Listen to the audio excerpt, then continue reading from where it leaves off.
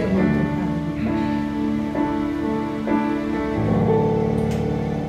Ada saat yang ku alami, tak seperti yang aku ingini. Ku tetapkan hati untuk percaya.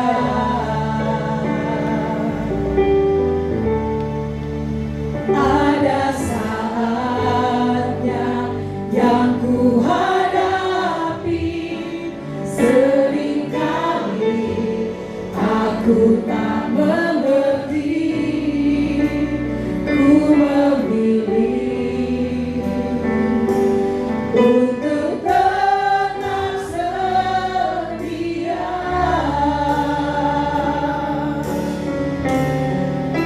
sampai akhir di hidupku. Ku kan tetap menyembahmu, melayanimu seumur hidupku.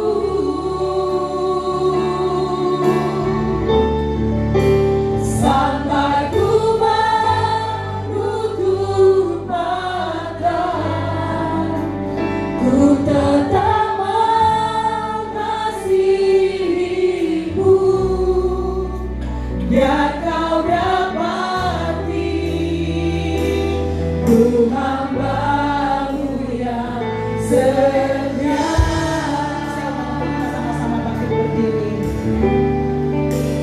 Ada saatnya yang ku alami, tak seperti yang aku ingini. Ku tetapkan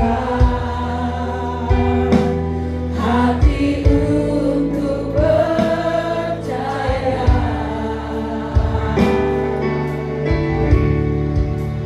Ada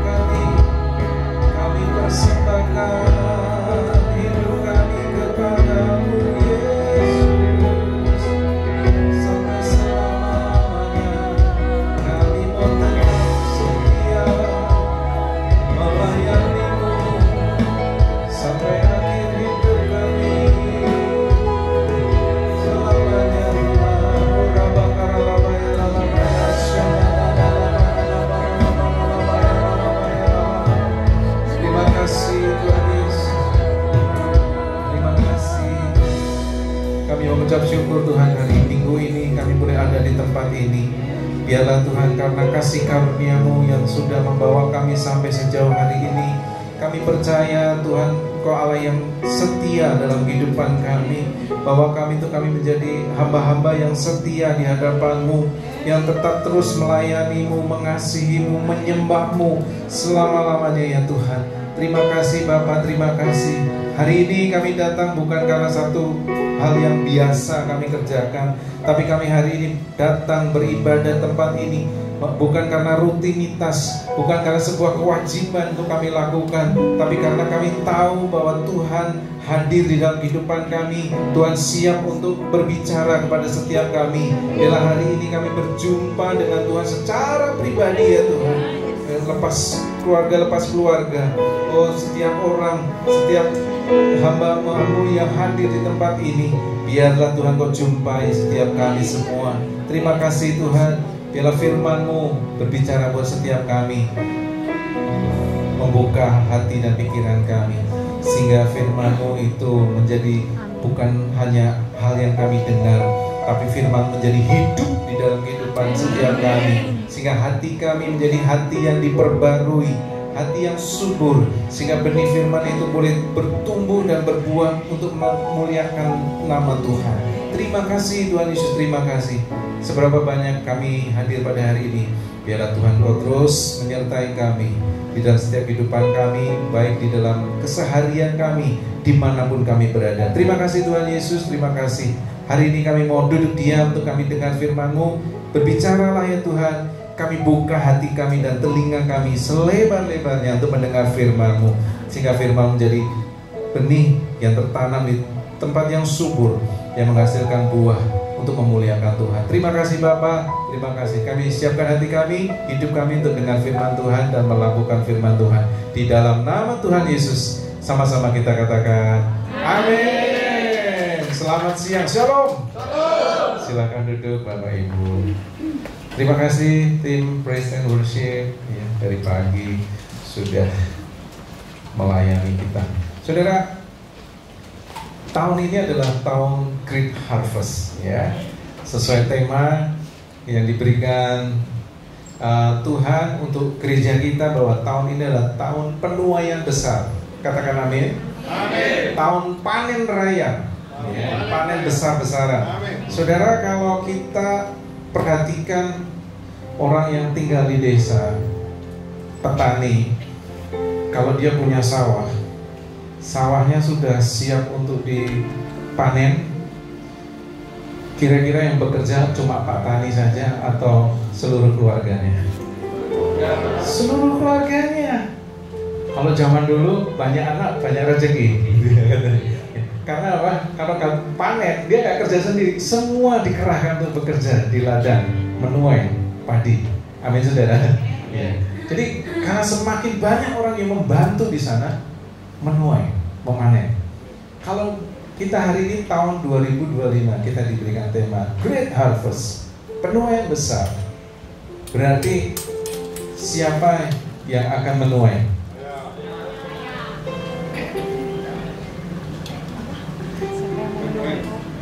Kalau rumah Tuhan mau alami Great Harvest, kira-kira siapa yang bekerja di sana?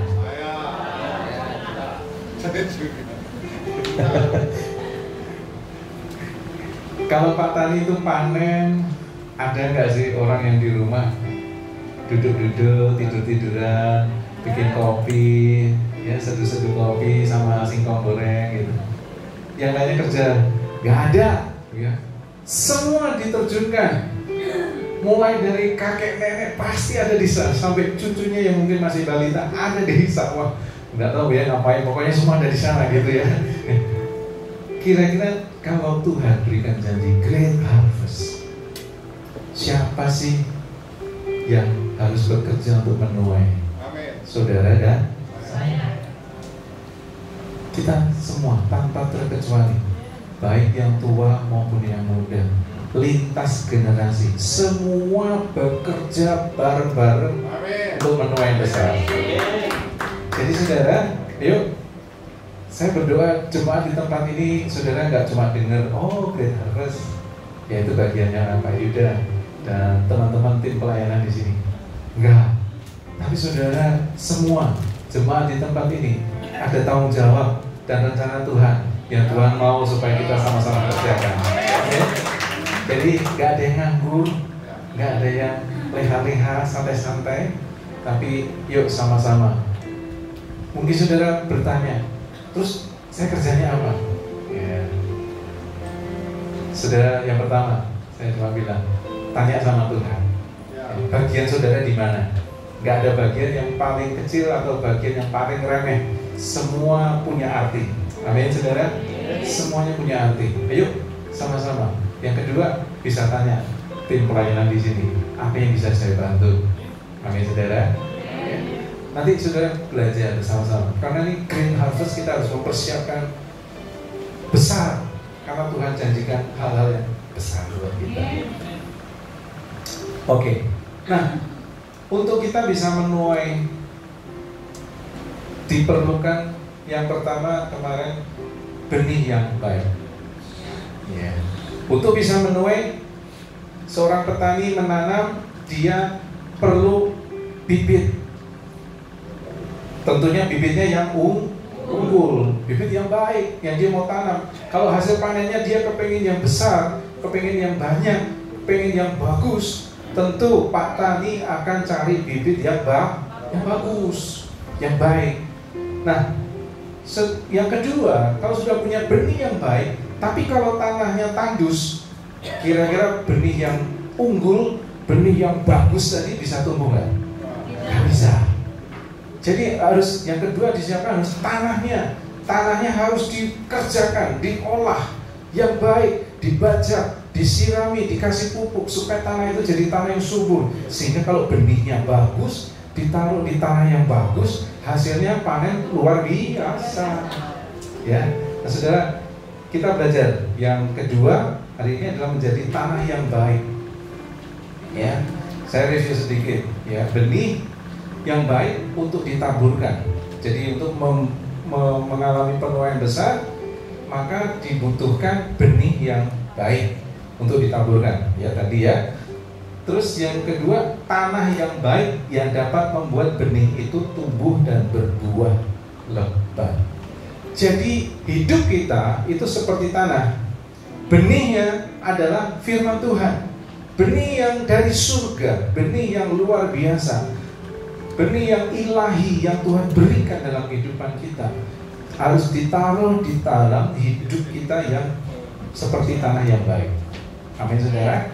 Oleh karena itu kita harus tahu Tuhan sudah berikan, siapkan benih yang terbaik dari surga buat kita. Nah, kita sebagai umat Tuhan, kita harus punya tanah yang baik supaya benih itu ditanamkan dalam hidup kita, menghasilkan buah dan berbuah dengan lebat untuk memuliakan Tuhan. Katakan amin. Nah saudara, kemarin kita sudah belajar ada 4 jenis tanah, 4 tipe tanah. Yang pertama kemarin adalah tanah yang di pinggir jalan. Ya. Orang yang, ini menggambarkan orang yang mendengar firman Tuhan tentang kerajaan surga tetapi tidak mengerti. Jadi saya sedikit ulang. Beberapa waktu yang lalu kita sudah belajar tentang 2 jenis tanah. Yang pertama adalah tanah di pinggir jalan. Ini orang yang dengar firman tapi nggak mengerti. Dia sering datang ke gereja, dia sering dengar khotbah, dia sering membaca firman, tapi dia nggak mengerti. Rasanya firman yang dia terima berlalu begitu aja. Datang ke gereja dengan khotbah, dengan firman Tuhan, pulang lupa. Tadi khotbahnya apa? Gak tahu, tadi lucu banget tadi. Ada cerita yang lucu. Ingatnya yang cerita yang lucu, tapi firman Tuhannya tidak ingat. Jadi saudara, yuk sama-sama. Bukan masalah penangkapan kita atau memori kita yang terbatas, kurang menangkap firman Tuhan, tapi kita belajar mengerti. Jadi dia terima tapi dia tidak mengerti. Dia dengar tapi dia nggak mengerti. Dia nggak tahu maksudnya firman Tuhan itu. Ini yang jenis yang pertama. tanah pinggir jalan. Yang kedua, tanah yang berbatu.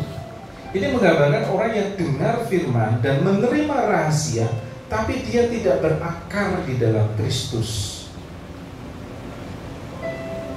Dia datang kebaktian, dia ikut kelas TC 01, 02, 03, 04, terus 05, terus 06, terus 07, 08 belum ya, nanti menyusul. Sudah ikut semuanya, tapi dia tidak berakar. Sudah ikut isi 1, masih suka kepahitan. Ikut isi lagi Pak. Ini nggak berakar. Sudah dengar firman Tuhan, menerima rahasia. Jadi kalau saudara artinya menerima rahasia itu apa? Saudara dengar firman Tuhan, setiap firman Tuhan yang dibukakan kepada kita, itu ada rahasia yang dibuka untuk diri kita. Amin, saudara. Jadi saudara kalau dengar firman Tuhan ini dibukakan buat saudara. Sebenarnya saudara terima kunci dari Tuhan untuk hidup saudara. Tapi kuncinya nggak dipakai. Dia tidak berakar. Dia cuma tahu firman Tuhan, katakan seperti itu. Dia ngerti yang diterangkan sama pendeta begitu, tapi dia nggak berakar. Ya. Nah ini yang ketiga, hari ini kita mau belajar tanah di semak duri. Ini bicara tentang orang yang mendengar firman Tuhan, namun kekhawatiran dunia dan tipu daya kekayaan menghimpit firman itu. Yuk, Bapak Ibu, saya ajak kita baca firman Tuhan di dalam Matius pasal 13 ayat 22 dan 23. Yang sudah ketemu katakan amin. Amin. Amin. Yuk Bapak Ibu, dengan suara yang keras kita baca dua ayat ini, Matius 13 ayat 22 dan 23. 1, 2, 3. Yang ditaburkan di tengah semak duri ialah orang yang mendengar firman itu, lalu kekhawatiran dunia ini dan tipu daya kekayaan menghimpit firman itu, sehingga yang ditaburkan di tanah yang baik ialah orang yang mendengar firman itu dan mengerti, dan karena itu dia berbuah, ada yang 100 kali lipat, ada yang 60 kali lipat, ada yang 30 kali lipat. Amin. Jadi saudara, orang yang ada di tanah semak duri ini, orang ini dengar firman, tapi hidupnya penuh dengan kekhawatiran. Indonesia gagal, kabur aja dulu, krisis, PHK. Itu realita nggak? Kenyataan, realita. Investor pada hengkang, indeks harga saham anjlok.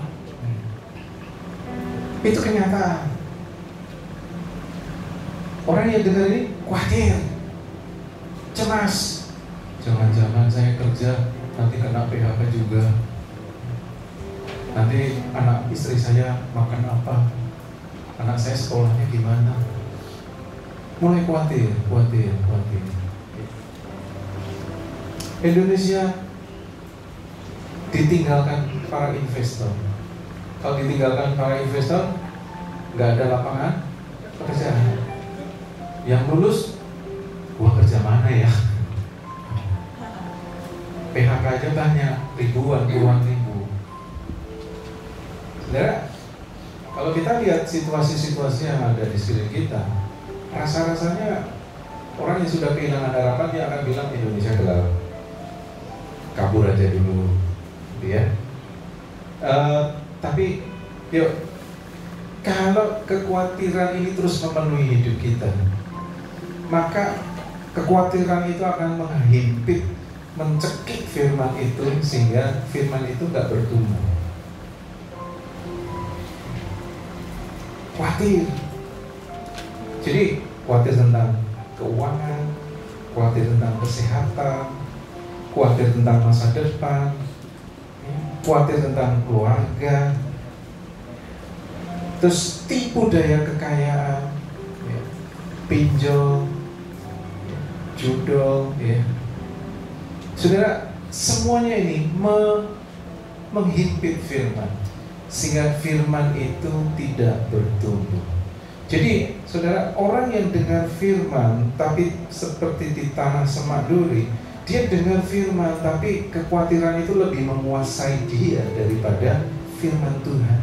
Sehingga lambat laun, pelan-pelan, kekhawatiran itu yang akan terus pelan-pelan dia mencekik dan menghimpit firman itu sehingga tidak bertumbuh.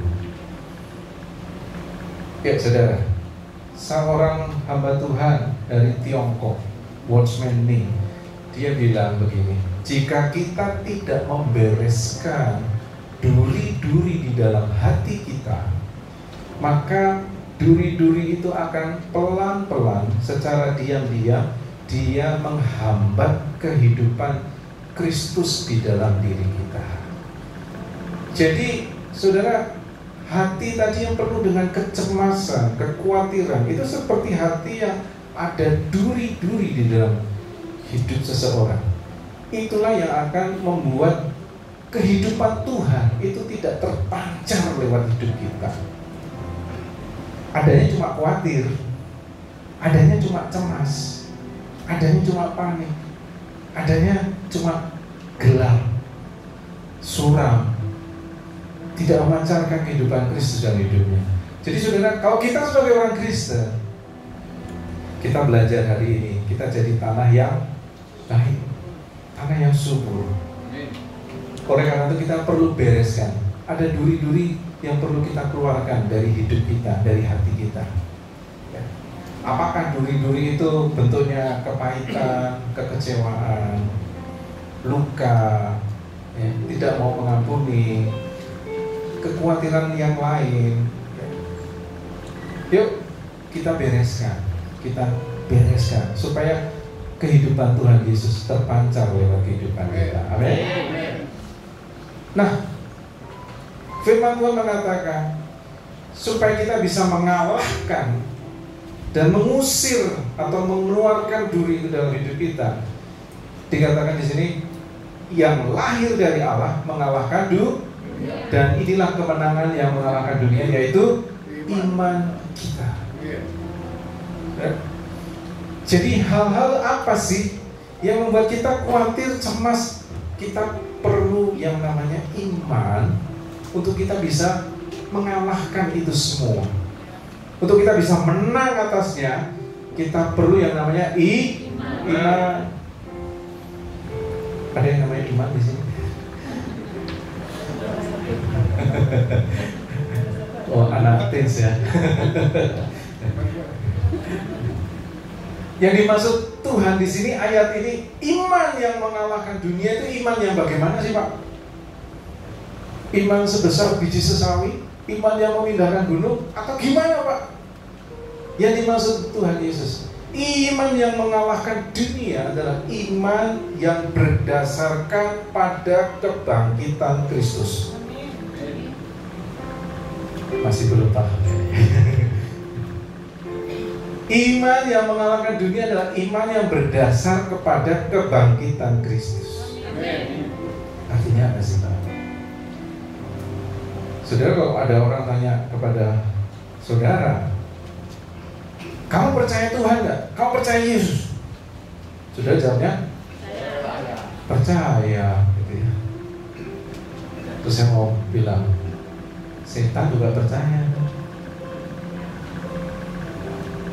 Setan juga percaya. Karena firman Tuhan katakan, iblis pun juga percaya Tuhan. Jadi iman saudara yang membedakan saudara dengan setan apa nih? Percayanya kayak apa? Apakah yang membedakan? Iman yang berdasarkan pada kebangkitan Kristus. Amin. Setan juga percaya. Tapi kalau kebangkitan Kristus, sorry ye. Karena itu bukti kekalahan setan. Itu bukti kekalahan iblis. Jadi iman kita yang mengalahkan dunia adalah iman yang perlu berdasarkan pada kebangkitan Kristus. Hari-hari ini kita lagi masuk masa prapaskah. Kita perlu belajar lagi. Iman saya pada Tuhan Yesus, rasa percaya sama Tuhan Yesus, dasarnya ini dari mana? Bukan iman yang buta. Iman yang cuma, ya saya percaya Yesus. Kenapa? Ya saya percaya gitu. Tapi kita nggak bisa menjelaskan. Jadi iman kita adalah reason trust. Rasa percaya kita yang punya alasan yang kuat, yaitu berdasarkan kebangkitan Kristus. Amen. Itu iman yang mengalahkan dunia. Makanya Tuhan Yesus di Yohanes di sini katakan iman yang semua yang lahir dari Allah itu mengalahkan dunia, dan inilah kemenangan yang mengalahkan dunia. Iman kita, iman yang mengalahkan dunia. Jadi saudara, waktu saudara mendasarkan iman, saudara percaya pada kebangkitan Kristus, duri dalam hati kita bisa kita singkirkan satu-satu. Bukan karena kekuatan kita, tapi karena kemampuan Tuhan yang memberikan kekuatan buat kita untuk melakukan. Amin, saudara? Ya, saudara diminta untuk mengampuni, firman Tuhan katakan. Tapi kalau saudara sakit hati, kira-kira kata mengampuni itu cuma sebatas klise, atau saudara bisa dengan mudah melakukan? Kira-kira kalau saudara lagi sakit hati, kira-kira saudara dengan kata mengampuni saudara susah melakukan? Nggak usah susah, nggak usah bilang susah lah. Saudara berpikir 1000 kali itu melakukan, atau saudara dengan otomatis saudara bisa kerjakan? Berpikir. Kebanyakan orang tuh mikir. Kebanyakan orang nggak bisa. Terlalu sakit buat saya. Terlalu keterlaluan dia kerjain gua. Ya. Tapi kalau kita belajar untuk mengampuni, berarti saudara nggak bisa kerjakan itu dengan kekuatan kita. Karena itu saudara perlu iman yang berdasarkan pada kebangkitan Kristus. Amin, saudara. Saudara perlu datang kepada Tuhan. Tuhan kita itu Jehovah Jireh. Saudara kalau dengar Jehovah Jireh, jangan berpikirnya, oh kalau saya perlu rumah, Jehovah Jireh telah menyediakan. Kalau saya perlu duit, Jehovah Jireh telah menyediakan. Tapi kalau saudara perlu mengampuni, saudara perlu kasih. Saudara datang sama Tuhan, Jehovah Jireh. Tuhan, aku perlu kasih-Mu. Tuhan, aku perlu belas kasihan-Mu untuk aku bisa mengampuni. Katakan amin. Saya memang kecewa Tuhan, saya terlalu sakit, tapi saya datang sama Tuhan. Engkau Jehovah Jireh, Kau yang berikan damai sejahtera buat saya, Kau berikan kasih buat saya. Tolong Tuhan, mampukan saya. Hari ini gagal ketemu orangnya, datang lagi sama Tuhan. Tuhan, gagal Tuhan, Jehovah Jireh. Gak apa-apa saudara, datanglah sama Tuhan. Dia tuh Tuhan yang murah hati. Amin. Dia memberikan apa yang saudara perlukan. Jehovah Jireh. Kalau saudara perlu damai sejahtera, datanglah sama Tuhan.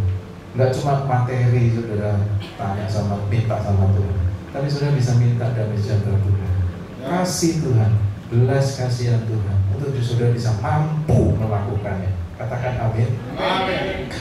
Karena apa? Iman yang berdasar pada kebangkitan Kristus, dia punya satu alasan yang kuat. Kenapa sih Tuhan Yesus itu harus bangkit buat saudara dan saya? Karena Yohanes 3 ayat 16. Karena begitu besar kasih Allah akan dunia ini, sehingga dia mengaruniakan anaknya yang tunggal, supaya setiap orang yang percaya kepadanya tidak melainkan beroleh hidup yang kekal. Kasih Tuhan dikatakan begitu besar. Artinya besarnya itu nggak terukur, nggak terbatas, nggak bisa diukur secara manusia. Dia berikan anak yang tunggal, anak satu-satunya. Kalau sudah punya anak satu, Tuhan berikan anak satu-satunya bagi kita. Itu kan berarti ada sesuatu yang hilang dari Dia untuk diberikan kepada kita karena kasih Tuhan yang luar biasa. Jadi saudara, iman yang berdasarkan kebangkitan Kristus didasari alasan yang kuat, ada kasih Tuhan yang begitu besar buat kita. Jadi saudara, waktu saudara datang sama Tuhan, saudara mau membangun hidup saudara, saudara mungkin pengen mengeluarkan duri dalam hidup kita, sudah nggak mampu hari ini, yuk datang sama Tuhan. Sehingga kekhawatiran tadi, nggak tahulah kekhawatiran tentang keuangan atau apa, saudara kok perlu arahan Tuhan. Saudara gelap hidup saudara, Indonesia gelap, saya juga gelap Tuhan, nggak tahu arahan. Datang sama Tuhan, Tuhan tolong saya, pimpin saya, terangi saya, supaya saya bisa lihat jalan saya. Pimpin Tuhan langkah saya. Mungkin stepnya baru permulaan, tapi Tuhan tolong. Saya percaya Tuhan juga berikan pertolongan buat setiap kita. Inilah kemenangan yang mengalahkan dunia, yaitu iman kita.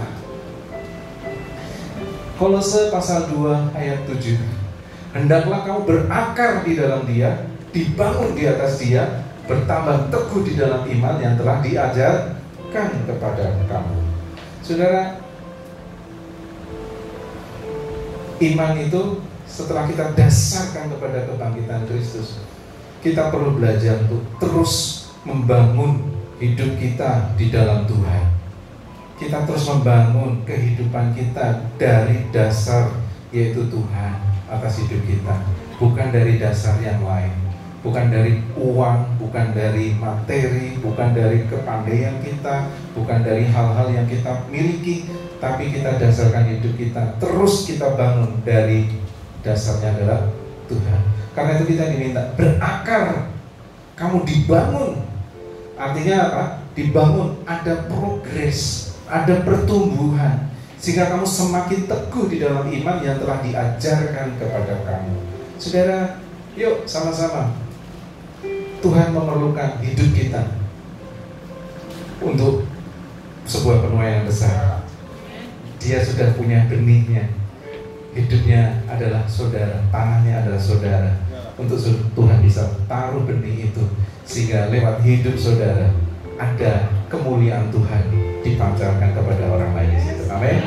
Nah, ayo kita terus bangun, belajar, berakar, terus berprogres, ada kemajuan, step by step, pelan-pelan, tapi pasti teguh di dalam Tuhan. Seorang hamba Tuhan namanya John Calvin, dia mengatakan iman itu adalah kemenangan yang mengalahkan dunia, mengatasi dunia. Sebab iman itu mengangkat hati kita melebihi hal-hal duniawi dan berakar di dalam Kristus.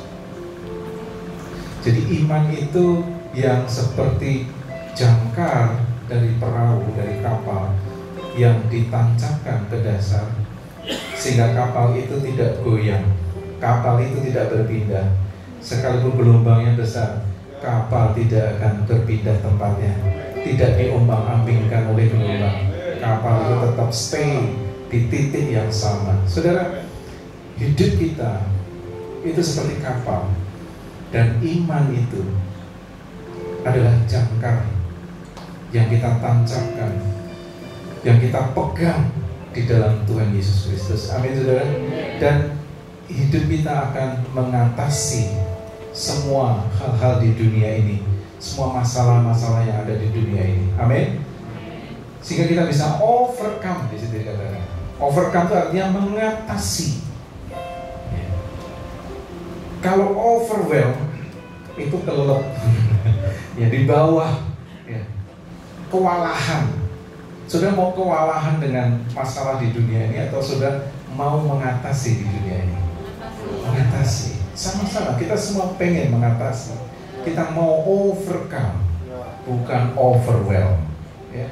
Yuk saudara, sama-sama kita belajar membangkitkan iman kita, membangun hidup kita menjadi tanah yang subur.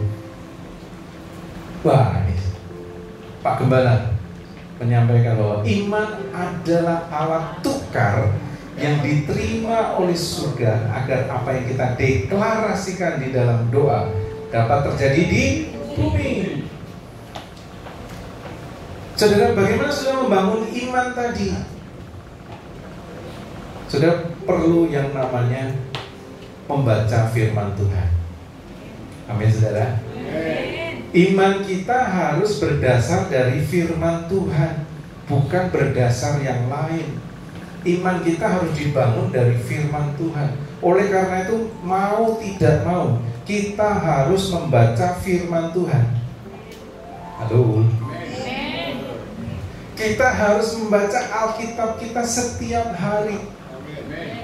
Kita perlu mengisi hati dan pikiran kita dengan ayat-ayat firman Tuhan. Kalau gitu saya nggak kerja, Pak. Bukan, maksudnya bukan begitu ya. Artinya saudara belajar mengisi hidup saudara dengan firman Tuhan. Baca firman itu. Firman yang kita baca dalam bentuk tulisan di dalam Alkitab itu ada yang namanya logos. Logos itu yang tertulis hitam di atas putih yang bisa kita baca huruf demi huruf. Itu namanya logos. Ya. Logos artinya sebuah pengetahuan. Ya. Kan ada biologi ya. Bionya itu kehidupan. Logi itu dari dasarnya logos. Logos. Ada sesuatu yang kita bisa baca dengan mata jasmani dan kita lihat, kita bisa ucapkan kata demi kata. Itu firman secara logos. Tapi saudara, ada satu firman yang namanya adalah rema. Katakan sama-sama, rema.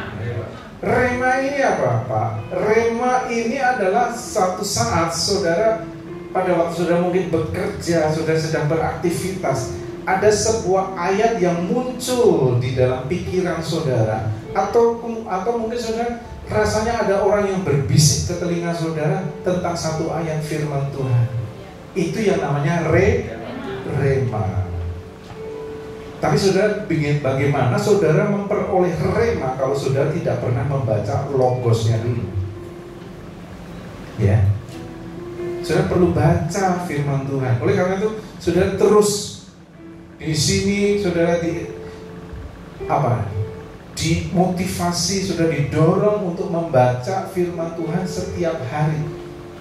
Supaya apa? Supaya saudara punya satu pengalaman rema, ada firman Tuhan. Ya. Iman timbul dari pendengaran. Pendengaran akan firman Kristus. Firman Kristusnya dinamakan rema. Ya. Jadi pada waktu saudara mendengar rema, iman timbul dari pendengaran. Atau kita ada satu ayat yang muncul dalam diri kita.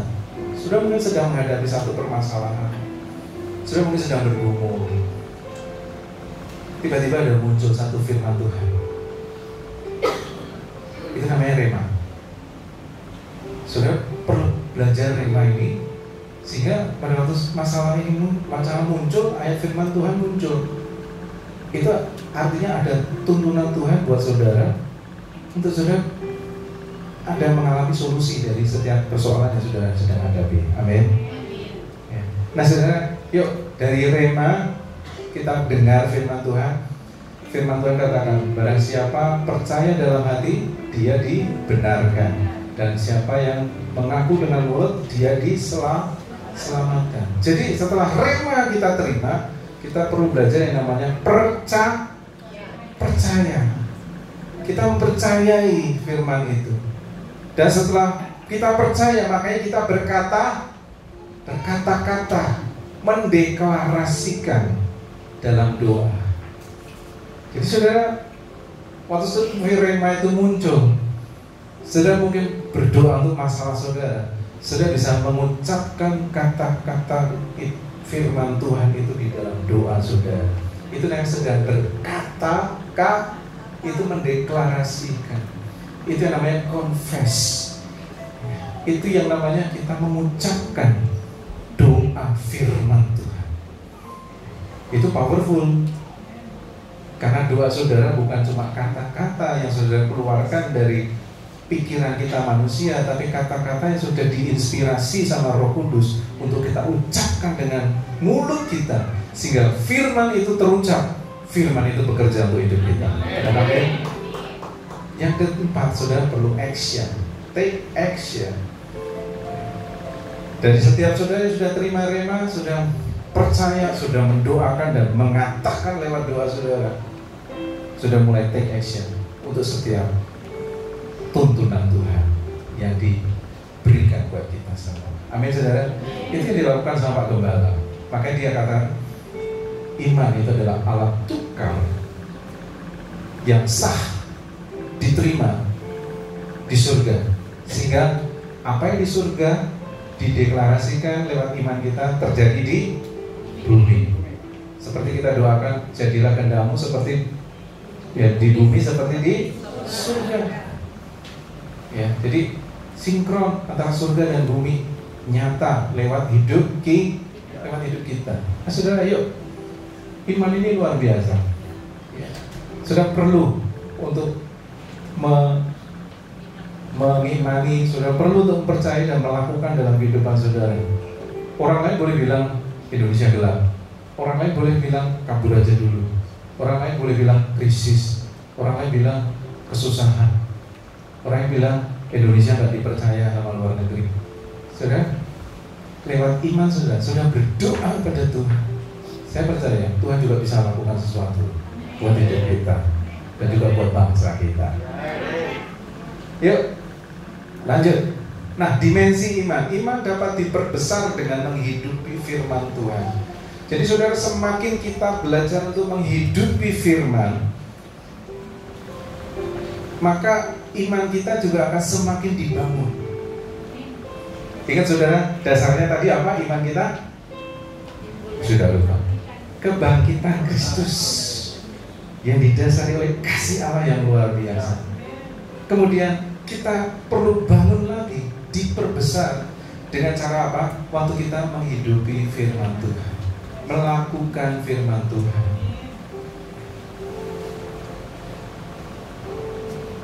Saudara belajar untuk tadi mengampuni, itu melakukan firman Tuhan. Saudara belajar mengasihi, saudara belajar untuk memberi, saudara melakukan belajar untuk melayani, belajar untuk rendah hati, belajar untuk punya karakter seperti Kristus, belajar untuk jadi rajin. Rajin itu ini loh ya, itu karakter Kristus loh. Gak ada Tuhan Yesus itu ditulis kemudian Yesus bersantai-santai dengan 12 murid main kartu. Gak ada. Yesus rajin.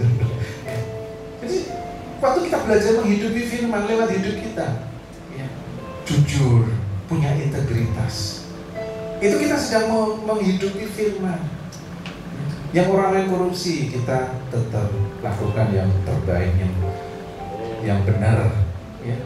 Yang lain berbohong, menipu, kita tetap bisnisnya jujur. Yang lain lapor pajaknya banyak pembukuan berganda, tetap jujur.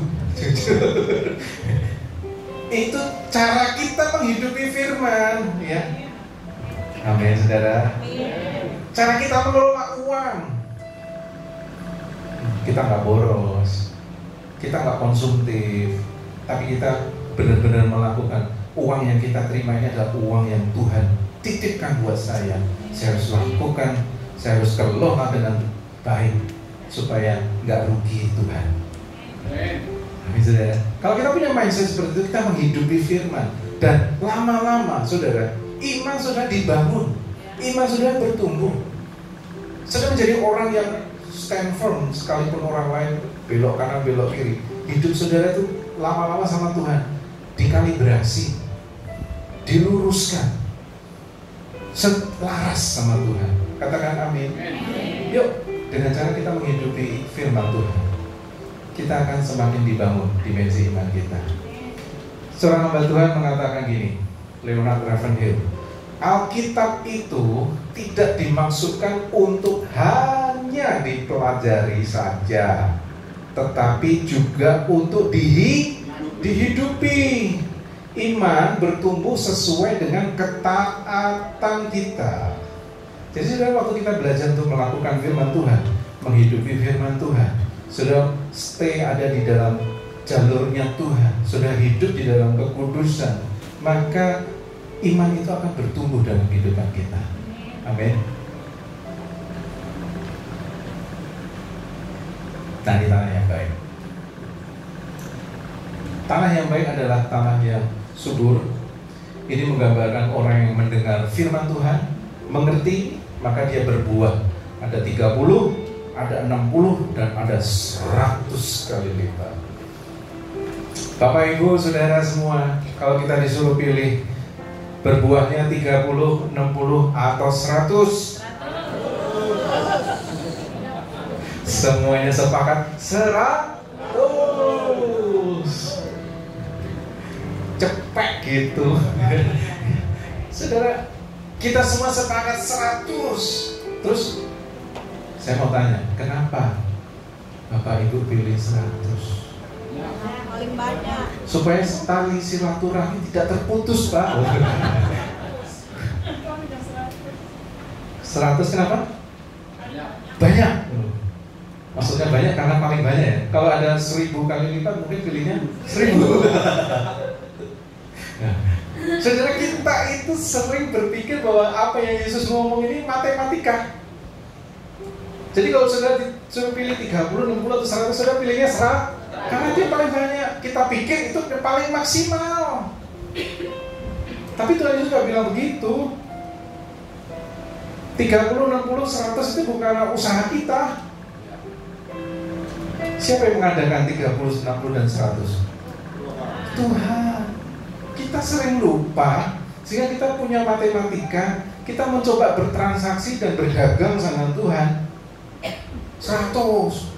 Kalau saya kasih 1 juta, berarti kalau Tuhan kasih 100 berapa? Aduh, masa matematikanya lupa sih.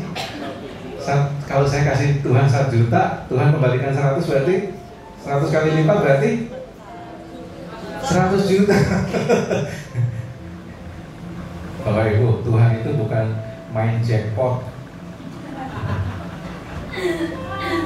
Tuhan kayak ATM, kita taruh cetiau, keluarnya cepet tiau gitu. Bukan beli kue tiau. Enggak, Tuhan enggak begitu. Jadi maksud Tuhan itu, kita seringnya kita hitung-hitungan sama Tuhan, kita berdagang dengan Tuhan, sehingga kita berkata, Tuhan, aku ini sudah lakukan semua, aku lakukan firman Tuhan. Tuhan suruh kasih persepuluhan, saya kasih. Tuhan suruh kasih saya bunga seluruh, saya kasih. Semua yang firman Tuhan katakan saya turutin. Bahkan Pak Yuda kalau ngomong, saya juga ikuti. Tapi kenapa terjadi masalah di hidup? Tapi kenapa persoalanmu gak kelar-kelar? Kadang kita sering bertransaksi sama Tuhan. Kita pikir dengan ketaatan kita dan iman kita sudah bertumbuh, ketaatan kita akan firman Tuhan, semua masalah itu sirna, lenyap. Tuhan gak pernah bilang begitu. Ya. Hudson Taylor mengatakan, tanah yang subur menjadi hati yang subur itu bukan berarti hati yang kehidupan yang tanpa pergumulan, tapi hati yang mengizinkan Tuhan untuk menghancurkan hati itu, melembutkan hati itu, sehingga firman itu bisa berakar. Sudah mentaati firman Tuhan, kenapa sih masih ada pergumulan? Kenapa sih masih ada persoalan? Kenapa malah begini? Kenapa malah begitu? Kadang kita suka bertanya-tanya sama Tuhan. Tapi saudara, ini diizinkan Tuhan untuk membentuk kita, untuk melembutkan hati kita, supaya firman itu semakin berakar dalam kehidupan kita. Katakan amin. Amin. Saya kenal hamba Tuhan 30 tahun yang lalu. Saya suka main ke rumahnya.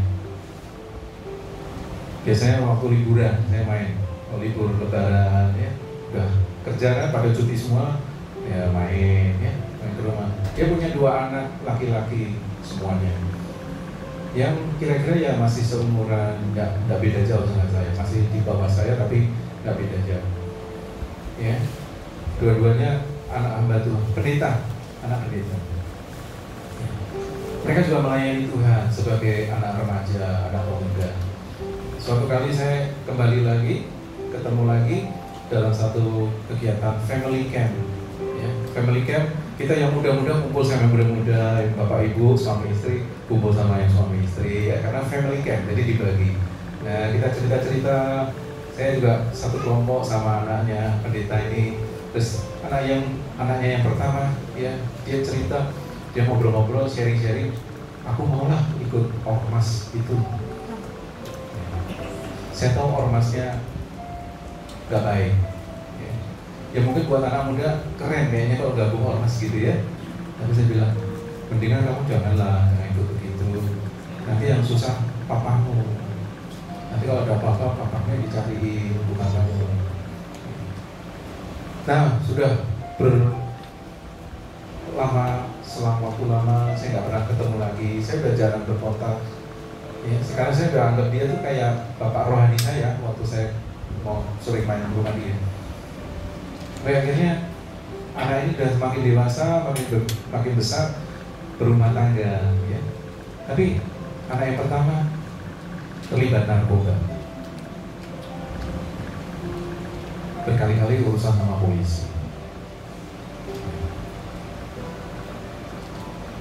Menikah masih juga kadang-kadang berhubungan dengan pihak berwajib.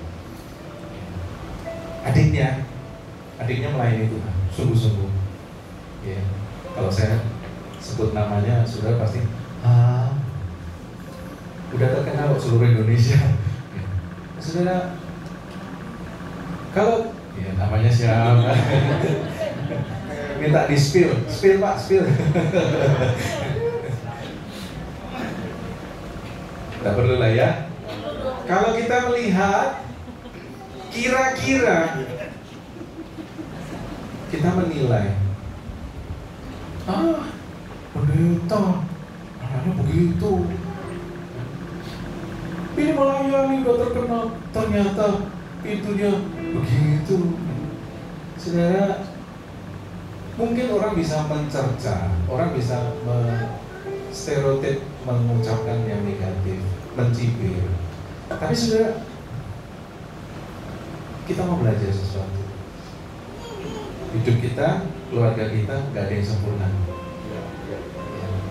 Mungkin permasalahan kita nggak separah atau se-ekstrim yang contoh tadi, tapi kita bisa belajar bahwa kadang ada struggle dalam kehidupan keluarga kita yang kita hadapi. Rasanya, saya percaya sih, kalau dia hamba Tuhan, dia pasti berdoa untuk anaknya tuh. Enggak. Sekalipun itu menyakiti hati dia, sekalipun dia juga kecewa, tapi itu dia sebagai hamba Tuhan, dia pasti berdoa. Saya belajar begini, saudara. Hidup kita, keluarga kita ini tidak sempurna, tapi kita bisa belajar. Ada sebuah, kadang-kadang Tuhan itu sudah izinkan persoalan yang kayak rasanya tuh nggak habis-habis terjadi dalam keluarga kita. Tapi itu buat kita apa? Buat kita supaya kita semakin firman Tuhan itu berakar di dalam hidup ini. Amin. Jadi saudara, jangan kita punya respon gini. Kalau sudah berdoa, apa yang sudah bilang sama Tuhan? Tuhan, tolong dong masalah ini selesaiin dong, situasi ini dikelarin dong. Atau saudara mau berdoa sama Tuhan, Tuhan, rencanamu apa? Kalau problem ini terjadi, kalau ini selalu ada, kira-kira rencanamu apa ya Tuhan buat saya?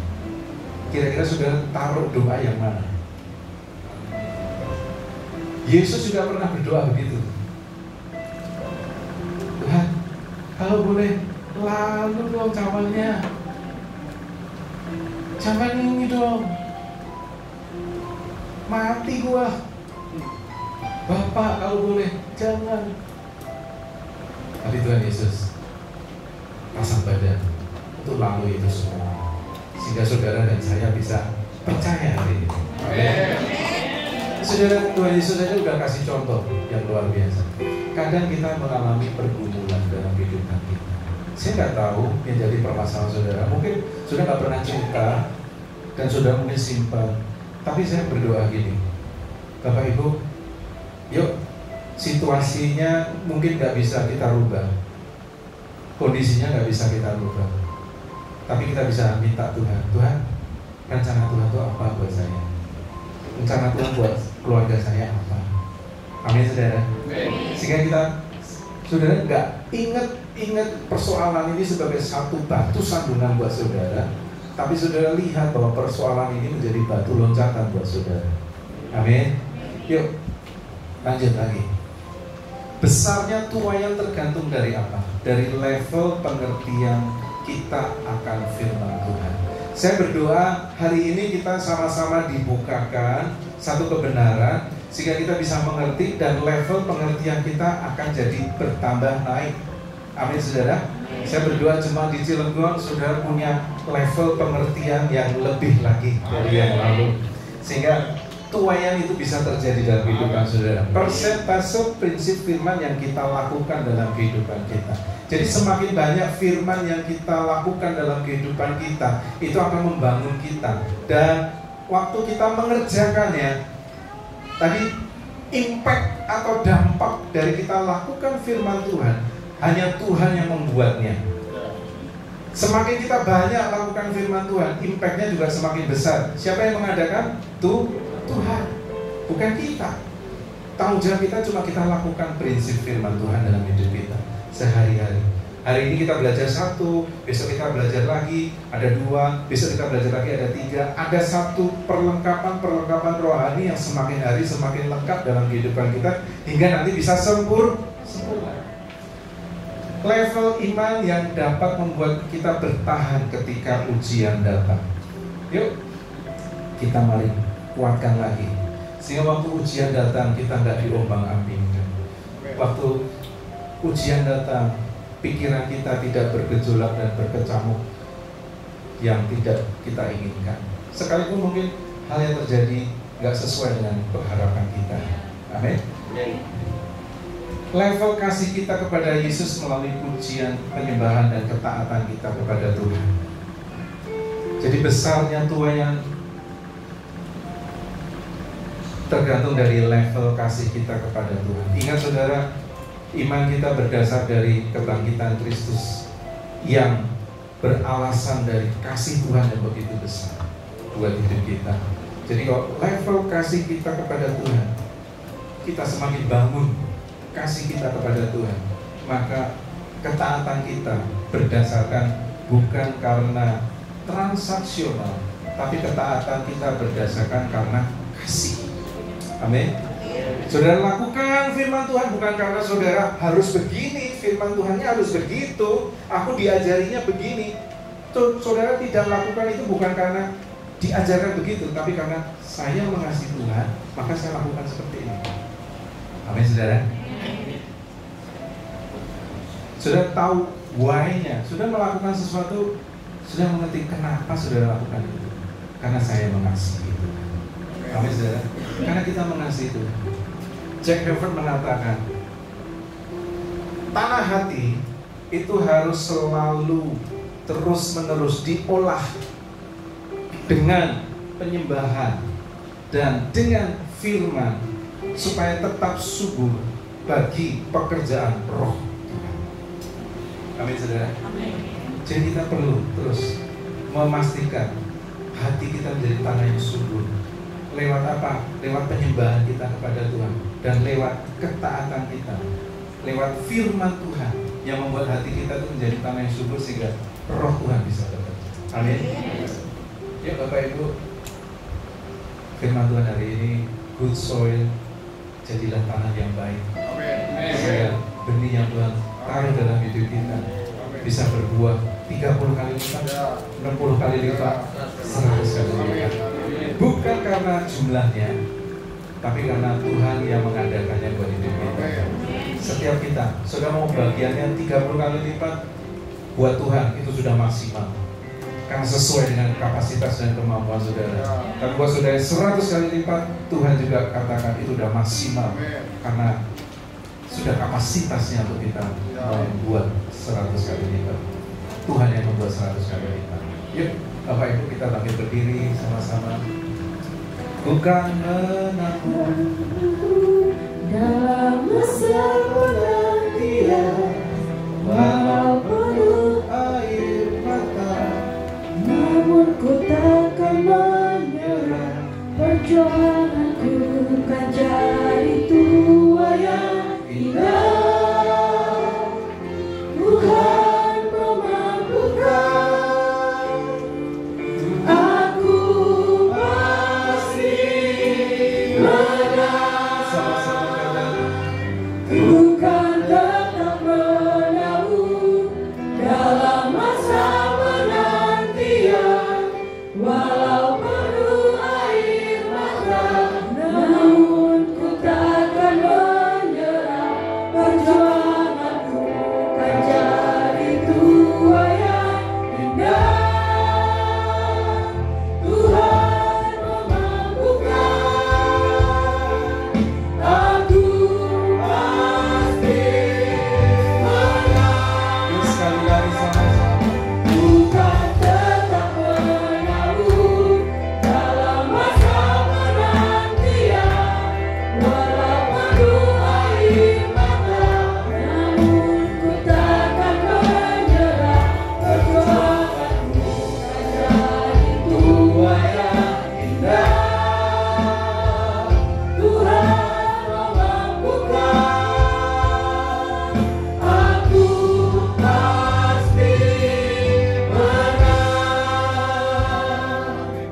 Biar musik saja nyanyikan lagu ini. Mari saudara, kita ambil waktu untuk kita merenungkan kehidupan kita dari firman yang kita sudah dengar hari ini. Yuk sama-sama Bapak Ibu kita merenungkan kehidupan kita. Kalau ada di antara kita merasa kita sudah capek dengan masalah kita, tapi hari ini biarlah Tuhan yang memampukan kita untuk kita bisa melewati itu semua. Kalau kita sedang melihat masa depan kita yang kelihatannya gelap atau suram, tapi biarlah hari ini Tuhan memampukan kita melihat melampaui hari ini yang bisa kita lihat. Kita bisa lihat rencana Tuhan yang luar biasa ke depan. Terima kasih Tuhan Yesus. Terima kasih. Apapun keadaan kami hari ini, biarlah kami boleh belajar menjadi tanah yang subur. Dan tanah yang subur boleh ditanam dengan benih ilahi firman-Mu dalam kehidupan kami.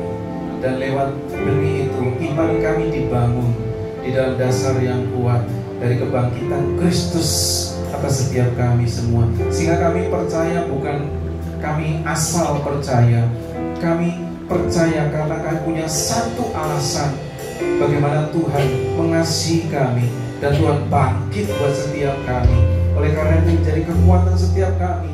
Kami tidak mudah diombang-ambingkan dengan persoalan yang terjadi. Kami tidak mudah diombang-ambingkan dengan berita-berita yang kami dengar.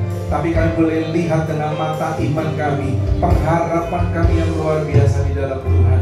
Masa depan yang penuh dengan pengharapan, masa depan yang cerah yang Tuhan sediakan buat setiap kami. Sehingga kami boleh mengamini, kami boleh berjalan bersama dengan Tuhan. Dan kami tidak takut dengan segala hal, karena Tuhan menyertai setiap kami. Terima kasih Tuhan Yesus. Mampukan kami, mampukan kami, beri kami kekuatan. Engkau Jehovah Jireh, Engkau yang berikan kekuatan di saat kami memerlukan kekuatan dari Tuhan. Kekuatan kami terbatas ya Tuhan, tapi Tuhan Allah kami tidak terbatas. Terima kasih Tuhan Yesus. Terima kasih Kau tolong umat-Mu, Kau tolong jemaat-Mu di tempat ini. Kau menolong setiap kami semua, sehingga kami boleh menjadi tanah yang subur, tanah yang baik, sehingga bisa menghasilkan buah yang lebat bagi kemuliaan Tuhan. Terima kasih Tuhan Yesus, terima kasih.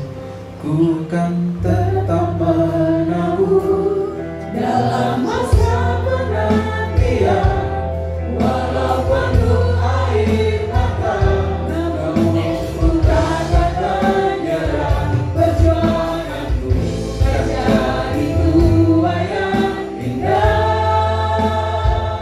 Tuhan memampukan,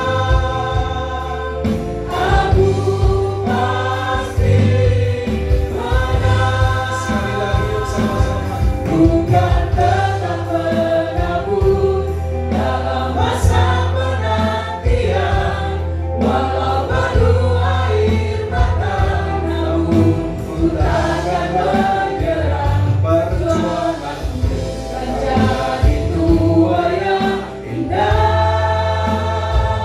Tuhan memampukan, aku pasti Tuhan memampukan, aku pasti menang. sekali lagi Tuhan memampukan. Tuhan memampukan, aku pasti menang.